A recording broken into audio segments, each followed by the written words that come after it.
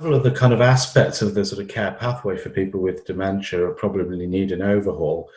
And I mean, our work is really focused at either end of that kind of spectrum.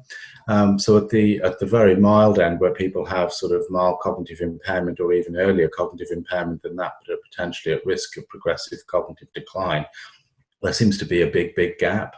I mean, less than 0.01% of people with those types of symptoms get as far as a specialist clinic. And we really need much better approaches to reach out to people, provide good level monitoring in the community. And we've been working with a platform called Protect that looks at virtual neuropsychology as a way of doing that. And we have a symposium joined with colleagues from Canada focusing on that at the Congress.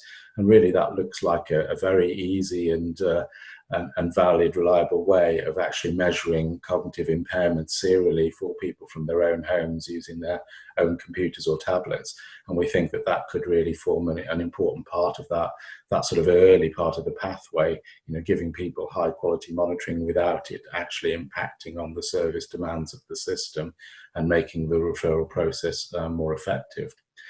We've also been very interested at the other end of the spectrum, people with more severe dementia in nursing homes.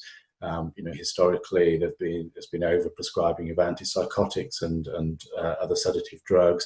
We've demonstrated harms of antipsychotics and also of hypnotics. We've looked at various training approaches to try and reduce that, and a number of randomized controlled trials showing benefits with those approaches.